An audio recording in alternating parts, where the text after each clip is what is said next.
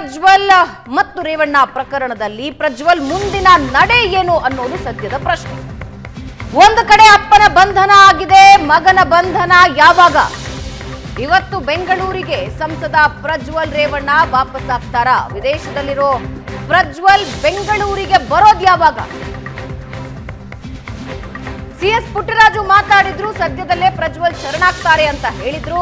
ಪ್ರಜ್ವಲ್ ಇವತ್ತೇ ವಾಪಸ್ ಆಗ್ತಾರೆ ಅಂತ ಹೇಳಲಾಗ್ತಿತ್ತು. ಪ್ರಜ್ವಲ್ ರೇವಣ್ಣ ಮೇಲೆ ತೀವ್ರ ನಿಗಾ ಇರಿಸಿದೆ ಎಸ್ಐಟಿ. ಹಾಗಾದ್ರೆ ಪುಟ್ಟರಾಜು ಅವರು ಏನ್ ಹೇಳಿದ್ರು ಕೇಳಿಸ್ಬೋದು. ರೇವಣ್ಣ ಅವ್ರನ್ನ ವಶಕ್ಕೆ ಪಡೆದವ್ರೆ ಸರ್. ವಶಕ್ಕೆ ಪಡೀಲಿಲ್ಲ. ಬೇಲ್ ರಿಜೆಕ್ಟ್ ಆದಮೇಲೆ ಗೌಡ್ರನ್ನ ಆಶೀರ್ವಾದ ತಗೊಂಡು ಅವರೇ ಹೋಗಿ ಎಸ್ಐಟಿ ಮುಂದೆ ಹಾಜರಾಗಿದ್ದಾರೆ.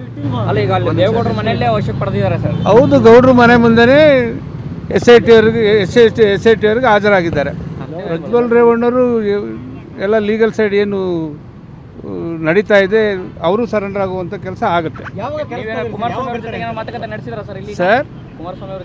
ಕುಮಾರಸ್ವಾಮಿ ಅವ್ರ ಜೊತೆ ಮಾತುಕತೆ ಏನಿಲ್ಲ, ವಿಚಾರಣೆ ಮಾತಾಡ್ಸ್ಕೋಬೇಕಂತ ಬಂದು.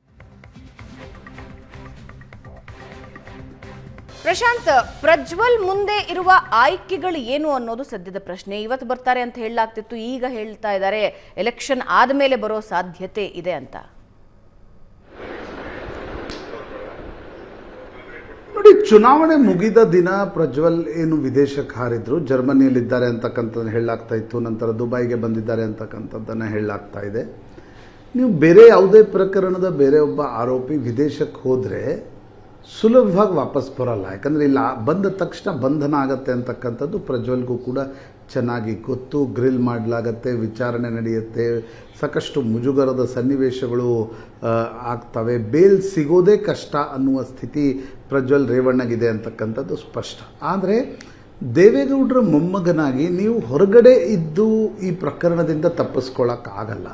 ಬಿಕಾಸ್ ಒನ್ಸ್ ನೀವು ಬರೀ ಹೊರಗಡೆನೇ ಓಡಾಡ್ತಾ ಇದ್ದರೆ ಇಡೀ JDS, ದೇವೇಗೌಡರು, ರೇವಣ್ಣ ಎಲ್ಲರ ಒಂದು stakes will be at risk ಅನ್ನೋದು ಸ್ಪಷ್ಟ. ಆ ಕಾರಣದಿಂದ ಪ್ರಜ್ವಲ್ ರೇವಣ್ಣ ಭಾರತಕ್ಕೆ ವಾಪಸ್ ಬಂದು ಪೊಲೀಸರ ಎದುರು ಶರಣಾಗತಿಯನ್ನು ಹಾಜರಾಗಲೇಬೇಕಾಗತ್ತೆ. ಬಂಧನದಿಂದ ತಪ್ಪಿಸ್ಕೊಳ್ಳೋಕೆ ಸಾಧ್ಯ ಇಲ್ಲ ಅಂತಕ್ಕಂಥದ್ದು ಪ್ರಜ್ವಲ್ ರೇವಣ್ಣಗೂ ಕೂಡ ಚೆನ್ನಾಗಿ ಗೊತ್ತು. ಆದರೆ ಯಾವಾಗ ಅಂತಕ್ಕಂಥದ್ದು ಮುಖ್ಯ ಪ್ರಶ್ನೆ. ನಿನ್ನೆ ಸಂಜೆವರೆಗೆ ಹೇಳಲಾಗ್ತಾ ಇತ್ತು, ಇಲ್ಲ ದುಬೈನಿಂದ ಮಂಗಳೂರಿಗೆ ಪ್ರಜ್ವಲ್ ರೇವಣ್ಣ ಬರ್ತಾರೆ, ಅಲ್ಲಿ ಪೊಲೀಸರು ಅವರನ್ನು ಬಂಧಿಸ್ತಾರೆ ಅಂತಕ್ಕಂಥದ್ದು. ಆದರೆ ನಿನ್ನೆ ತಡರಾತ್ರಿ ರೇವಣ್ಣ ಕುಟುಂಬದ ಆಪ್ತರು ಕೆಲವರು ಹೇಳ್ತಾ ಇದ್ದಾರೆ, ಇಲ್ಲ ಚುನಾವಣೆ ಮುಗಿದ ಮೇಲೆ ಪ್ರಜ್ವಲ್ ರೇವಣ್ಣ ಭಾರತಕ್ಕೆ ಬರ್ತಾರೆ.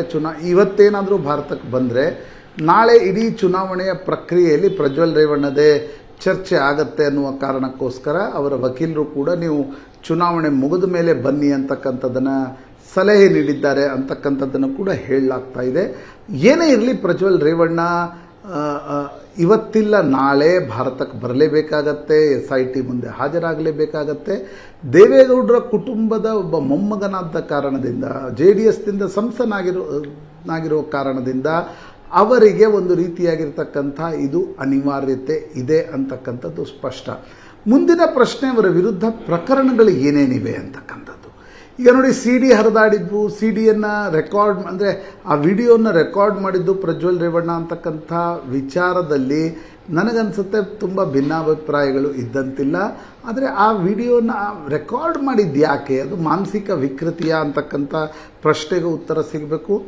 ಪ್ರಜ್ವಲ್ ರೇವಣ್ಣ ಇಡೀ 5 ವರ್ಷಗಳ ಕಾಲ ಸಂಸದರಾಗಿದ್ದರು. ಈ ರೀತಿಯ ದುರುಪಯೋಗದ ಎಷ್ಟು ಪ್ರಕರಣಗಳಿವೆ ಅಂತ ಕೇಳಿದಾಗ, ನಿನ್ನೆ ಒಬ್ಬರು ಇಂಟರ್ವ್ಯೂದಲ್ಲಿ ಕಾಂಗ್ರೆಸ್ ನಾಯಕರು ಹೇಳ್ತಾ ಇದ್ರು, 3 ಡಿಜಿಟ್ ನಂಬರ್ ಇದೆ, 2976 ವಿಡಿಯೋಗಳಿಲ್ಲ, ಅದರಲ್ಲಿ ಫೋಟೋಗಳು ಕೂಡ ಇವೆ ಅಂತಕ್ಕಂಥದ್ದನ್ನು ಹೇಳಲಾಗ್ತಾ ಇತ್ತು.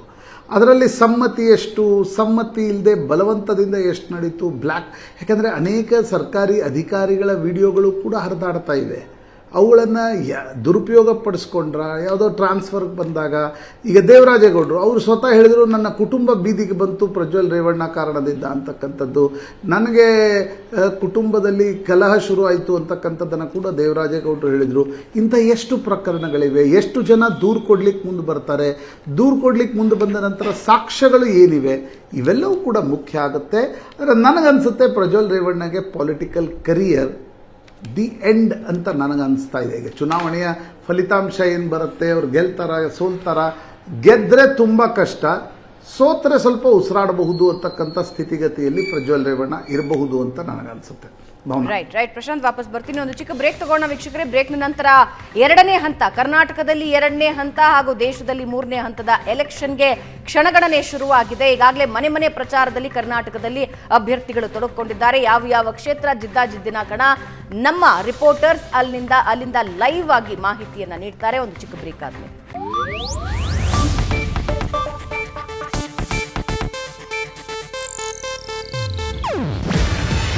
ಇದು ಏಷ್ಯಾನೆಟ್ ನ್ಯೂಸ್ ನೆಟ್ವರ್ಕ್ ಪ್ರಸ್ತುತಿ. ನೀವು ನೋಡ್ತಿದ್ದೀರಾ ಏಷ್ಯಾನೆಟ್ ಸುವರ್ಣ ನ್ಯೂಸ್.